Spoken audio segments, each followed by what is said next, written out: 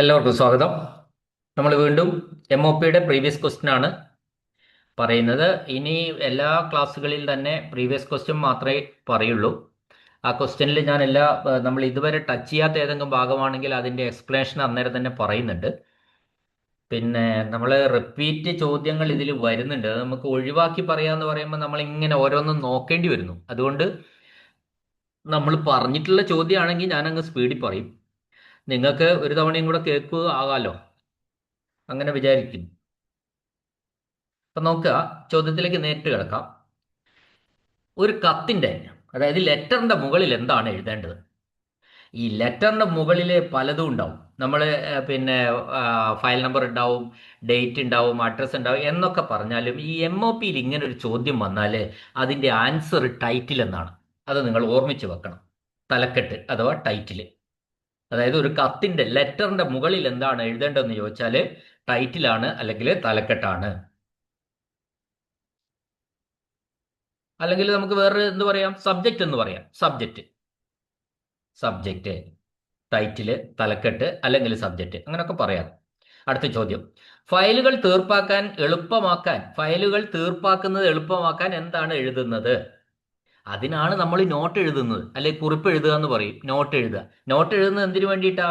ഒരു ഫയലിലെ വിഷയത്തിൽ എളുപ്പത്തിൽ തീരുമാനം എടുക്കുന്നതിനും തുടർ നടപടികൾക്കും വേണ്ടി ഉദ്യോഗസ്ഥര്, ക്ലർക്കുമാർ എഴുതുന്ന സംഭവങ്ങളാണ് നോട്ട്. ആ നോട്ട് എല്ലാ വിശദീകരണങ്ങളും ഉണ്ടാവും. അത് വെച്ചിട്ടാണ് ഹയർ ഓഫീസേഴ്സ് തീരുമാനം എടുക്കുന്നത്. ഓക്കെ. ഡിസ്ട്രിബ്യൂഷൻ രജിസ്റ്ററിൽ ഉൾപ്പെടുത്താത്ത തരം പേപ്പറുകൾ എന്താ? താൽക്കാലിക സ്വഭാവമുള്ള, ഓഫ് എഫിമറൽ ക്യാരക്ടർ. ഓക്കെ.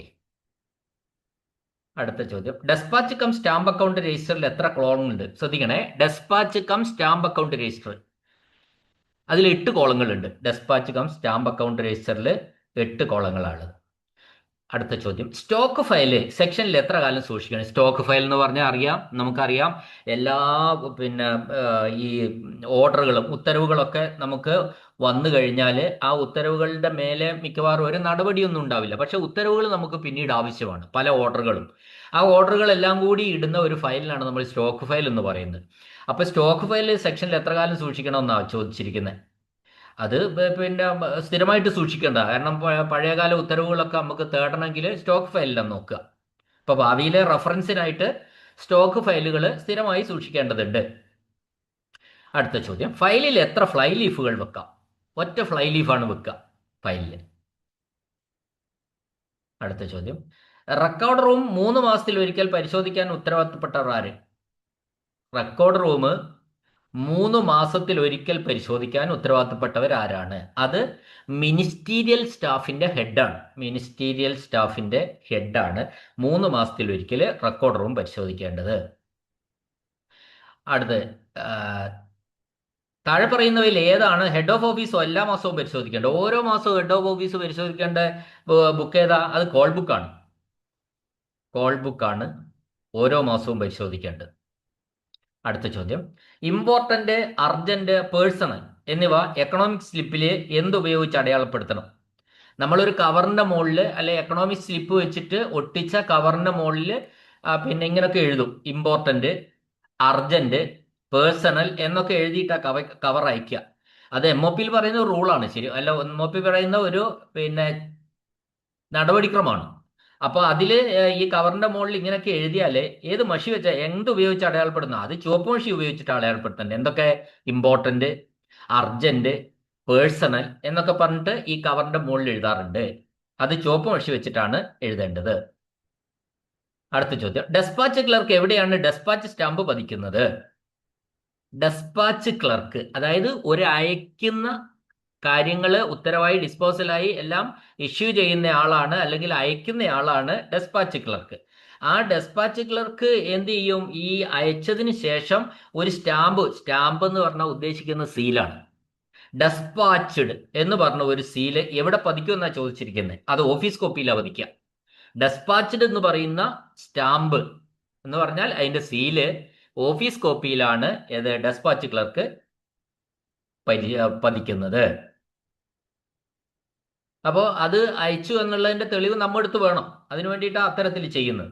അടുത്ത ചോദ്യം, ഓരോ സബ്ജക്റ്റ് ക്ലർക്കും പെൻഡൻസി സംഗ്രഹം ഏത് തീയതിയിലാണ് തയ്യാറാക്കേണ്ടത്? അതായത് പെൻഡിംഗ് ഉള്ള ഫയലുകളുടെ ഒരു സംഗ്രഹം തയ്യാറാക്കേണ്ടതുണ്ട് ഓരോ ക്ലർക്കും.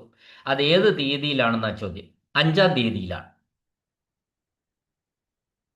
അപ്പൊ എല്ലാ മാസവും 5-ാം തീയതി ഈ പെൻഡൻസി റിപ്പോർട്ട് ഓരോ സബ്ജക്റ്റ് ക്ലർക്കും തയ്യാറാക്കേണ്ടതായിട്ടുണ്ട്. പെൻഡിങ് ആകുമെന്ന് പറഞ്ഞാല് പെൻഡിങ് ആകുന്ന മലയാളം എന്താ പറയുക? പെൻഡിങ്ങിന്റെ ഇനിയും തീർക്കാനുള്ളത് എന്നാണ് ഉദ്ദേശിക്കുന്നത്. പെൻഡിങ് ആയി നിൽക്കുന്നു, തടസ്സമായി നിൽക്കുന്നത്, തീരാനുള്ളത് എന്നാണ് അർത്ഥത്തിലാണ്. അടുത്ത ചോദ്യം, ഫോം 15-ൽ 12 പേജുകളുള്ള റിമൈൻഡർ ഡയറി ആരാണ് സൂക്ഷിക്കേണ്ടത്? ഫോം 15 12 പേജുകളുള്ള റിമൈൻഡർ ഡയറി. ഈ 12 പേജ് എന്ന് പറഞ്ഞാൽ 12 മാസത്തേക്കാണ് ഉദ്ദേശിക്കുന്നത്. അപ്പൊ റിമൈൻഡർ ഡയറി സൂക്ഷിക്കേണ്ടത് ആരാ? സെക്ഷൻ ക്ലർക്കാണ്.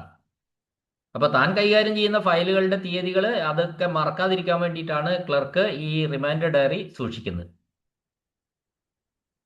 കവറിന്റെ മുകളിൽ ഒട്ടിക്കുന്ന സ്ലിപ്പ് ഏത്? കവറിന്റെ മുകളിൽ നമ്മൾ എക്കണോമി സ്ലിപ്പാ ഒട്ടിക്കുക, അല്ലേ? അത് കവറുകൾ വീണ്ടും ഉപയോഗിക്കുന്നതിനായിട്ട് അതിന്റെ അഡ്രസ്സ് എഴുതാൻ വേണ്ടി ഒരു കവറിന്റെ മുകളിൽ വീണ്ടും ഒരു വെള്ള പേപ്പർ ഫ്ലാപ്പിനോട് ചേർത്ത് ഒട്ടിച്ച് വെച്ച് ഉപയോഗിക്കുന്നതാണ്. ആ വെള്ള പേപ്പറിനാണ് എക്കണോമി സ്ലിപ്പ് എന്ന് പറയുന്നത്. അപ്പോൾ അങ്ങനെ കവർ വീണ്ടും വീണ്ടും ഉപയോഗിക്കാം. ഒരു കവർ എത്ര തവണ വേണമെങ്കിലും എക്കണോമി സ്ലിപ്പ് വെച്ചിട്ട് നമുക്ക് അഡ്രസ്സ് എഴുതി ഉപയോഗിക്കാം. എക്കണോമി സ്ലിപ്പ് ഉപയോഗിക്കാൻ കഴിയാത്തത് എപ്പോഴാണ്? അത് രജിസ്റ്റേർഡ് പോസ്റ്റ് വെക്കുമ്പോൾ വളരെ ഇമ്പോർട്ടൻ്റ് ആയിട്ടുള്ള കവറുകളാണല്ലോ നമ്മൾ രജിസ്റ്റേർഡ് പോസ്റ്റിൽ വെക്കുക. അപ്പോൾ രജിസ്റ്റേർഡ് പോസ്റ്റ് ഉപയോഗിക്കുന്ന സമയത്ത് സാധാരണഗതിയിൽ നമ്മൾ എക്കണോമിക് സ്ലിപ്പുള്ള കവറുകൾ ഉപയോഗിക്കാറില്ല. ഹെഡ് ക്വാർട്ടേഴ്സിനുള്ളിൽ കത്തുകൾ അയക്കേണ്ടത് എങ്ങനെയാണ്? ഹെഡ് ക്വാർട്ടേഴ്സിനുള്ളിൽ തന്നെ ആ ഒരു ഏരിയയിൽ ആ പ്രത്യേക പ്രാദേശികമായിട്ട് കവറുകൾ അയക്കേണ്ടത് ലോക്കൽ ഡെലിവറിയിലാണ്. ലോക്കൽ ഡെലിവറി ഞാനത് വിശദീകരിച്ചതാണ്, അല്ലേ? നമ്മുടെ എല്ലാവരുടെയും ഓഫീസിൽ ലോക്കൽ ഡെലിവറി ബുക്ക് ഉണ്ട്.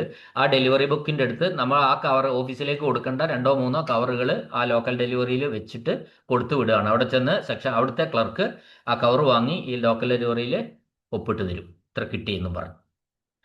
അടുത്ത ചോദ്യം, ഫെയർ കോപ്പി സൂപ്രണ്ട് ദിവസവും പരിശോധിക്കേണ്ട രജിസ്റ്റർ ഏതാണ്? ഈ despatch cum stamp account register. Despatch ചെയ്തിട്ടുണ്ടെന്ന് തെളിവ് എവിടെയാ? പിന്നെ അതെവിടെയാ ഉള്ളത്? ഫെയർ കോപ്പി സെക്ഷനില്ല. അപ്പോൾ ഫെയർ കോപ്പി സൂപ്രണ്ട് ദിവസവും പരിശോധിക്കേണ്ട രജിസ്റ്റർ എന്ന് പറഞ്ഞാൽ നമുക്കറിയാലോ, ഫെയർ കോപ്പി സൂപ്രണ്ട് എന്ന് പറയുന്നത് എവിടുത്തെ സൂപ്രണ്ടാ? ഫെയർ കോപ്പി എടുക്കുന്നിടത്തെ സൂപ്രണ്ട്. അതായത് ടൈപ്പിസ്റ്റുകൾ ടൈപ്പ് ചെയ്യുന്ന റൂമിലെ സൂപ്രണ്ടാണ് ഫെയർ കോപ്പി സൂപ്രണ്ട്. അദ്ദേഹം പിന്നെ ദിവസവും പരിശോധിക്കേണ്ട രജിസ്റ്ററാണ് despatch cum stamp account register. അടുത്ത ചോദ്യം, ഔദ്യോഗിക രേഖകളിൽ ഉൾപ്പെടുത്താൻ പാടില്ലാത്ത തരം കത്തിനാണ് നമ്മൾ എന്ത് പറയുന്നത്? ഡെമി ഒഫീഷ്യൽ കത്ത് എന്ന് പറയും. അപ്പൊ ഇത് ഔദ്യോഗിക രേഖകളിൽ ഉണ്ടാവില്ല. എന്നാൽ ഇതൊരു വ്യക്തിഗതമായ ആശയവിനിമയ രീതി ആയതുകൊണ്ടാണ് ഇത് ഔദ്യോഗിക ഫയലിൽ ഉൾപ്പെടുത്താറില്ലാത്തത്. അടുത്ത ചോദ്യം, ഒരു വനിതയ്ക്ക് അയക്കുന്ന കത്തിന്റെ അഭിസംബോധന എങ്ങനെയാണ് വേണ്ടത്? വനിതയ്ക്കാണ് അയക്കുന്നത്, അപ്പൊ മാഡം എന്നാണ് വേണ്ടത്. അഭിസംബോധന മാഡം എന്നാണ് വേണ്ടത്. അപ്പൊ പൊതുവെ ഔദ്യോഗികമായിട്ട് സ്ത്രീകളെ അഭിസംബോധന ചെയ്യാൻ നമ്മൾ മാഡം എന്ന വാക്കാണ് ഉപയോഗിക്കുക. അടുത്ത ചോദ്യം, കീഴ് ജീവനക്കാരന് ഒരു കത്തിന്റെ പകർപ്പയക്കാൻ ഉപയോഗിക്കുന്ന രീതി. കീഴ് ജീവനക്കാരന് ഒരു കത്തിന്റെ പകർപ്പയക്കാൻ ഉപയോഗിക്കുന്ന രീതി ഏതാണ്?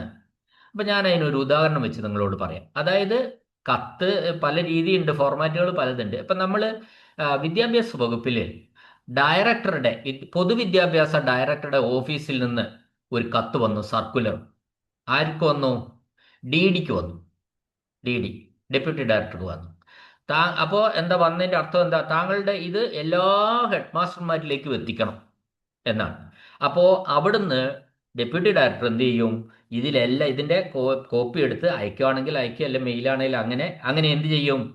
അത് പിന്നെ താഴെ തട്ടിലേക്ക് അറിയിക്കും, അല്ലെ അറിയിക്കാനോ നടപടി എടുക്കാനോ വേണ്ടിയിട്ടാണ്. അപ്പോൾ ഒരു സർക്കുലർ പ്രധാനപ്പെട്ട കാര്യങ്ങളൊക്കെ സൂചിപ്പിച്ചിട്ടാണ് എല്ലാ അധ്യാപകരും അത് അറിയേണ്ടത് ആവശ്യമുണ്ട്. അപ്പോൾ ഈ വന്ന കവറിന്റെ മുകളിൽ ഈ ഡെപ്യൂട്ടി ഡയറക്ടർ എന്തെഴുതും? ആ പിന്നെ കവറിന്റെ മുകളിലല്ല, വന്ന സർക്കുലറിന്റെ അല്ലെ ഓർഡറിന്റെ മുകളിൽ എഴുതും, എല്ലാ ഹെഡ് മാസ്റ്റർമാർക്കും അറിവിലേക്കും നടപടികൾക്കുമായിട്ട് അയക്കുന്നു. അപ്പോൾ താഴെയുള്ള എല്ലാ പിന്നെ ഉദ്യോഗസ്ഥരെയും അത് അറിയിക്കുകയും അത് നടപ്പിലാക്കാനുള്ള സ്റ്റെപ്പ് എടുക്കുകയോ ചെയ്തിരിക്കും. ആ രീതിക്കാണ് നമ്മൾ എൻഡോഴ്സ്മെന്റ് എന്ന് പറയുന്നത്. എൻഡോഴ്സ്മെന്റ്. അടുത്ത ചോദ്യം, ഉയർന്ന അധികാരികൾക്ക് അയക്കുന്ന ഔദ്യോഗിക ആശയവിനിമയങ്ങളുടെ ഫെയർ കോപ്പികളിൽ ഒപ്പിടേണ്ടത് ആരാണ്? അപ്പോൾ ഉയർന്ന അധികാരികൾക്ക് അയക്കുന്ന ലെറ്ററുകളിൽ പിന്നെ കോപ്പികളിൽ ഫെയർ കോപ്പികളിൽ ഒപ്പിടുന്നത് അവിടുത്തെ ഹെഡ് ഓഫ് ഓഫീസ് ആയിരിക്കണം. ആരെങ്കിലും ഇട്ടാൽ പോരാ. KPSCയിലേക്കുള്ള ഔദ്യോഗിക ആശയവിനിമയം ആരെയാണ് അഭിസംബോധന ചെയ്യേണ്ടത്? PSCക്ക് ഒരു കത്തയക്കണം. അഭിസംബോധന ചെയ്യുന്ന ആർക്കാണ്? PSC സെക്രട്ടറിയാണ്. ഡിസ്ട്രിബ്യൂഷൻ രജിസ്റ്റർ കൃത്യമായി പരിപാലിക്കുന്നതിന് ഉത്തരവാദി ആരാണ്? ഡിസ്ട്രിബ്യൂഷൻ രജിസ്റ്റർ കൃത്യമായി പരിപാലിക്കുന്നതിന് ഉത്തരവാദി, അത് ഒരു ഡൗട്ട് ക്വസ്റ്റ്യനിലുണ്ട്. അവിടെ തന്നിരിക്കുന്ന ഓപ്ഷൻസ് ഒന്ന് ചെക്ക് ചെയ്യാം. അതവിടെ നിൽക്കട്ടെ, പിന്നെ പറയാം. കറസ്പോണ്ടൻസിന്റെ മെമ്മോറാണ്ടം ഫോമിൽ ഒപ്പിടാൻ കഴിയുന്നത് ആർക്കാണ്? അത് സെക്ഷൻ സൂപ്രണ്ടിന് ഒപ്പിടാം. കറസ്പോണ്ടൻസിന്റെ മെമ്മോറാണ്ടം ഫോർമാറ്റിൽ ഓഫീസിൽ ഒരു മെമ്മോറാണ്ടം കൊടുക്കണമെങ്കിൽ അത് സെക്ഷൻ സൂപ്രണ്ടിന് ഒപ്പിടാം. വിവിധ അധികാരികൾ പിന്തുടരേണ്ട പ്രധാനപ്പെട്ട നിർദ്ദേശങ്ങളിൽ ഏത് ആശയവിനിമയ രീതിയിലൂടെയാണ് അറിയിക്കുക? അതായത് വിവിധ അധികാരികൾ പിന്തുടരേണ്ട പ്രധാനപ്പെട്ട നിർദ്ദേശങ്ങൾ ഏത് ആശയവിനിമയ രീതിയിലൂടെയാണ് അറിയിക്കുക? അതൊരു സർക്കുലറിലൂടെയാണ് അറിയിക്കുക. സാധാരണഗതിയിൽ മൊത്തത്തിൽ ഒരു സർക്കുലർ പുറപ്പെടുവിക്കുക ചെയ്യുക. അപ്പോൾ അത് പ്രധാനപ്പെട്ട നിർദ്ദേശങ്ങളാണ്. അധികാരികളും മറ്റ് ജീവനക്കാരും ഒക്കെ പിന്തുടരേണ്ട പ്രധാനപ്പെട്ട പിന്നെ നിർദ്ദേശങ്ങൾ, പാലിക്കേണ്ട കാര്യങ്ങളൊക്കെ ആയിരിക്കും ഈ സർക്കുലറിൽ ഉണ്ടാവുക. അടുത്ത ചോദ്യം, കീഴുദ്യോഗസ്ഥനെ വിമർശിച്ചുകൊണ്ടുള്ള പ്രൊസീഡിങ്സിൽ ഒപ്പിടേണ്ടത് ആരാണ്? കീഴുദ്യോഗസ്ഥനെ വിമർശിക്കുക എന്ന് പറഞ്ഞാൽ അത് ഒപ്പിടേണ്ടത് ആ ഹെഡ് ഓഫ് ഓഫീസിൻ്റെ. ഒരു ഹെഡ് ഇപ്പൊ അവിടെയുള്ള ഒരു ഓഫീസിൽ അവിടെയുള്ള ഒരു ഉദ്യോഗസ്ഥനെ തന്നെ രേഖാമൂലം വിമർശിച്ച് അല്ലെങ്കിൽ അയാൾക്കുള്ള പിന്നെ ചെയ്യരുത് അങ്ങനെയുള്ള കാര്യങ്ങൾ എന്തെങ്കിലും നടപടിക്രമങ്ങൾ എടുക്കുമ്പോൾ അയാൾക്കെതിരെയുള്ള ആ പേപ്പറിൽ ഒപ്പിടേണ്ടത് ഹെഡ് ഓഫ് ഓഫീസാണ്. അത് പ്രത്യേകം ശ്രദ്ധിക്കുക. അടുത്ത ചോദ്യം, തിരുത്തലുകളും വരികൾക്കിടയിലുള്ള എഴുത്തുകളും എവിടെയാണ് ഒഴിവാക്കേണ്ടത്? അത് ഫെയർ കോപ്പിയിലാണ്. ഫെയർ കോപ്പിയിൽ തിരുത്തൽ പാടില്ല, വരികൾക്കിടയിലുള്ള എഴുത്തും പാടില്ല. അത് ശ്രദ്ധിക്കണേ. തിരുത്തലുകളും വരികൾക്കിടയിലുള്ള എഴുത്തുകളും എവിടെയാണ് ഒഴിവാക്കേണ്ടത്? ഒരു ഡിസ്പോസലിന്റെ നടപടിക്രമത്തിന്റെ അന്തിമ ഉത്തരവായി അതിന്റെ ഫെയർ കോപ്പി എടുത്തു കഴിഞ്ഞാൽ അതിനിടയിൽ ഒരു വെട്ടിത്തിരുത്ത് പാടില്ല, അതിനിടയിൽ എഴുത്തും പാടില്ല, വരികൾക്കിടയിൽ എഴുതാനും പാടില്ല. അതാണ്. അടുത്തത്, അച്ചടക്ക നടപടികളുടെ ഫെയർ കോപ്പിയിൽ ഒപ്പിടേണ്ടത് ആര്? ഹെഡ് ഓഫ് ഓഫീസാണ്. അതായത് അച്ചടക്ക നടപടി എന്ന് പറഞ്ഞാൽ തൻ്റെ ഓഫീസിലുള്ള ഒരാളെ, ഒരു ജീവനക്കാരന് മെമ്മോ കൊടുക്കുകയാണ്, അല്ലെ അച്ചടക്ക നടപടി എടുക്കുകയാണ്, വിശദീകരണം ചോദിക്കുക, അതൊരു നടപടിയാണ്. വിശദീകരണം ചോദിച്ചു എന്ന് വെച്ചോ, ആ വിശദീകരണം ചോദിച്ചുകൊണ്ടുള്ള കത്തിൽ ആരാ ഒപ്പിടേണ്ടത്? ആ ഹെഡ് ഓഫ് ഓഫീസാണ് ഒപ്പിടേണ്ടത്. അടുത്ത ചോദ്യം, ഇഷ്യൂ ചെയ്യാൻ അയക്കുന്ന പേപ്പറുകൾ വേഗത്തിൽ അയക്കുന്നതിന് നേരിട്ട് ഉത്തരവാദി ആരാണ്? ഇഷ്യൂ ചെയ്യുക എന്ന് പറഞ്ഞാൽ ലാസ്റ്റ് സെക്ഷനാ, കോപ്പി എടുക്കുക അയക്കുക, അതാണ് ഇഷ്യൂ അല്ലേ? കോപ്പി എടുക്കുക അയക്കുക. അതിന് ഉത്തരവാദി ആരാ? ഫെയർ കോപ്പി സൂപ്രണ്ടാണ്. അടുത്ത ചോദ്യം, ടൈപ്പിസ്റ്റുകൾ സൂക്ഷിക്കേണ്ട ഫോം നമ്പർ 16 രജിസ്റ്ററിന്റെ പേരെന്താണ്? ടൈപ്പിസ്റ്റ് സൂക്ഷിക്കേണ്ട രജിസ്റ്റർ എന്ന് പറഞ്ഞാൽ മതി, ഫോം 16 എന്നൊന്നും പറയണ്ട. എന്തായിരിക്കും? Daily work load register. ഈ ടൈപ്പിസ്റ്റുകളുടെ അടുത്ത് വെക്കുന്ന ഒരു രജിസ്റ്ററാണ് ഡെയിലി വർക്ക് ലോഡ് രജിസ്റ്റർ. അത് എത്രത്തോളം സമയം ചെയ്തു, ടൈപ്പ് ചെയ്തു, അത്തരം കാര്യം ടൈപ്പിങ്ങിന് സംബന്ധമായിട്ടുള്ള കാര്യങ്ങളൊക്കെ എഴുതാനുള്ള ഒരു രജിസ്റ്ററാണ് ഡെയിലി വർക്ക് ലോഡ് രജിസ്റ്റർ.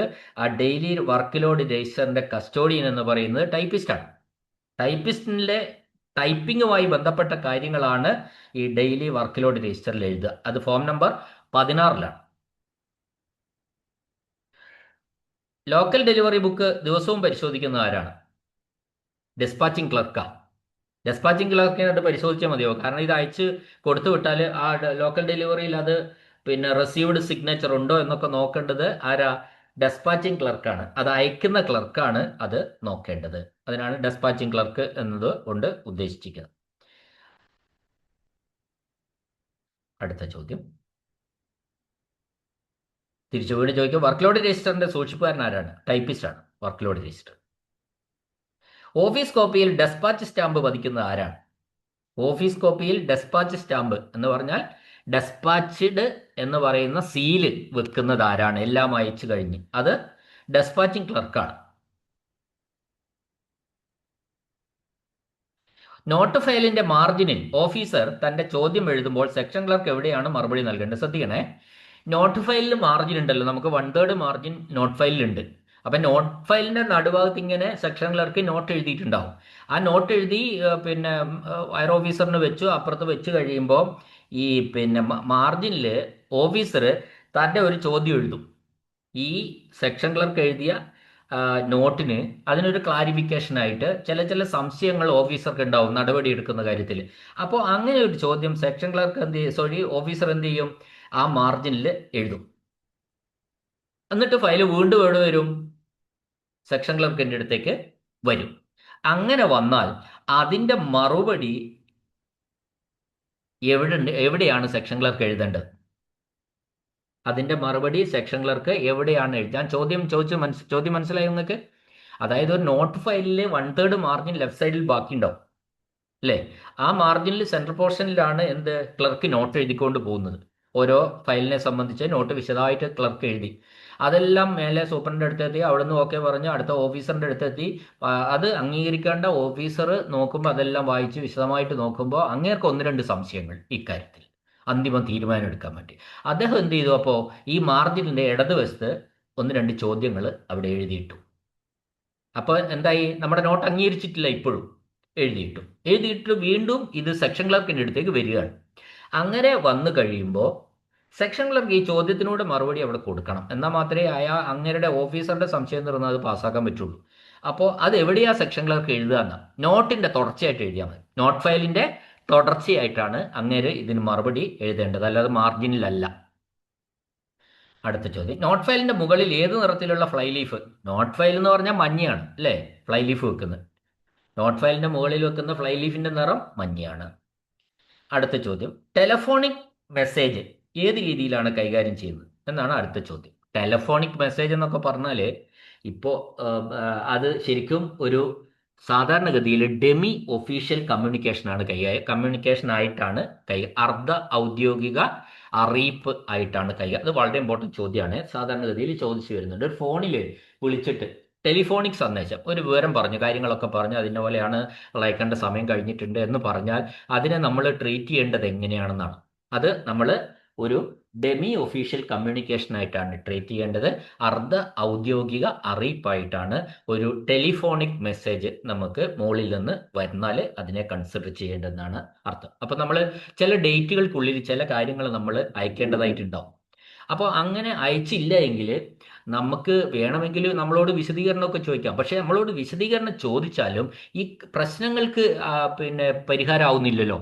അപ്പോൾ ആണ് മേലെ നിന്നൊരു ഫോൺ വിളിച്ചു, അല്ല കത്തൊന്നും അയക്കേണ്ട കാര്യമില്ല, കത്തയക്കാൻ സമയം ഉണ്ടാവില്ല, മേലെ നിന്നൊരു ഫോൺ വിളിച്ച് പറഞ്ഞു ഇതാ ഇന്ന ദിവസമാണ് നിങ്ങൾ ഇതുവരെ എത്തിച്ചിട്ടില്ല, അപ്പോൾ എത്രയും പെട്ടെന്ന് എന്ന് പറഞ്ഞിട്ട് ഫോണിലൂടെ ഒരു മെസ്സേജ് തന്നാൽ അതിൻ്റെ ഗൗരവം അറിയുന്നവർക്കറിയാം. ഈ MOP നന്നായി പഠിച്ച ഒരാളെ സംബന്ധിച്ച് ഒരു ഡെമി ഒഫീഷ്യൽ ലെറ്ററിൻ്റെ പ്രാധാന്യം, ഒരു ഡെമി ഒഫീഷ്യൽ കമ്മ്യൂണിക്കേഷൻ്റെ പ്രാധാന്യം അവർക്കറിയാം. ആ രീതിയിൽ അതിനെ ട്രീറ്റ് ചെയ്യും, പെട്ടെന്ന് തന്നെ പ്രശ്നത്തിന് പരിഹാരം ഉണ്ടാക്കുകയും ചെയ്യും. അപ്പോൾ ടെലിഫോണിക് മെസ്സേജ് ശരിക്കും എന്താണ്, ഒരു ഡെമി ഒഫീഷ്യൽ കമ്മ്യൂണിക്കേഷനാണ്, അർദ്ധ ഔദ്യോഗിക അറിയിപ്പാണ്. ഓക്കെ, ഇത്രയും ക്വസ്റ്റ്യങ്ങളാണ് ഇപ്പം ഞാൻ എടുത്തിട്ടുള്ളത്. ഇനി നമുക്ക് അടുത്ത ക്വസ്റ്റ്യൻ പേപ്പർ അടുത്ത ക്ലാസ്സിൽ പറയാം. ഓക്കെ, മനസ്സിലാവുന്നുണ്ടാവും. ചോദ്യങ്ങൾ ഞാൻ സ്പീഡിലാണ് പറയുന്നത്, പക്ഷെ നിങ്ങൾക്കത് മനസ്സിലാവും. എൻ്റെ ക്ലാസ്സുകൾ തുടർച്ചയായിട്ട് കേൾക്കുന്നവരെ സംബന്ധിച്ച്, ആദ്യം മുതലുള്ള ക്ലാസ്സുകൾ കേട്ട് വരുന്നവരാണെങ്കിൽ ഇതൊരു പ്രശ്നമേ അല്ല. എൻ്റെ ഒരു സ്റ്റൈലുമായിട്ടൊക്കെ നിങ്ങൾ ഒത്തിട്ടുണ്ടാവും. ഇപ്പം മാനസികമായിട്ടുള്ള ഒരു പൊരുത്തപ്പെടൽ, ഓരോ ടീച്ചേഴ്സിനും ഓരോ സ്റ്റൈലാണല്ലോ. അപ്പോൾ ഞാനുമായിട്ട് നിങ്ങൾ ഒരു മാനസികമായ ഒരു പൊരുത്തപ്പെടൽ ഉണ്ടാവും. അപ്പോൾ ആദ്യം ഒരു പിന്നെ ക്ലാസ് ഒരു ക്വസ്റ്റ്യൻ പേപ്പർ മാത്രം കേൾക്കുന്നവരെ സംബന്ധിച്ച് ചിലപ്പോൾ അങ്ങോട്ട് അഡ്ജസ്റ്റ് ആവില്ല. തുടക്കത്തിൽ മുതൽ കേട്ട് വരുന്നവർക്ക് ഒരു ബുദ്ധിമുട്ടും ഉണ്ടാവില്ല. ഞാൻ വെറുതെ ഇങ്ങനെ കുറേ ക്വസ്റ്റ്യൻ നിങ്ങളോട് ഈ മറ്റെന്താ പറയണ്ടേ, താണുവാണെങ്കിൽ ഒരു ലാഗ് ചെയ്ത് സംസാരിക്കേണ്ടെന്ന് വെച്ചിട്ടാണ്. നമുക്ക് അതല്ലല്ലോ ആവശ്യം. ചുരുങ്ങിയ സമയത്തിനുള്ളിൽ മാക്സിമം ക്വസ്റ്റ്യൻ നിങ്ങളെ കേൾപ്പിക്കുക എന്ന് മാത്രമല്ല ലക്ഷ്യം. അതുകൊണ്ടാണ് മാക്സിമം സ്പീഡിൽ ഞാൻ പറയുന്നത്. അതിൽ ചിലത് നമ്മൾ നേരത്തെ പറഞ്ഞായിരിക്കും. അപ്പോൾ നേരത്തെ പറഞ്ഞാണെങ്കിൽ അതിൽ സ്പീഡിൽ പറയും, കാരണം അതൊന്നുകൂടെ ഓർമ്മിക്കുകയും ചെയ്യാം. എന്നാൽ നിങ്ങളെ സംബന്ധിച്ച് അത് പുതിയതുമല്ല. കത്തി കൂടുന്നുണ്ടല്ലേ, സോറി, ഞാൻ പറഞ്ഞ യഥാർത്ഥ കാര്യങ്ങൾ. ഓക്കെ.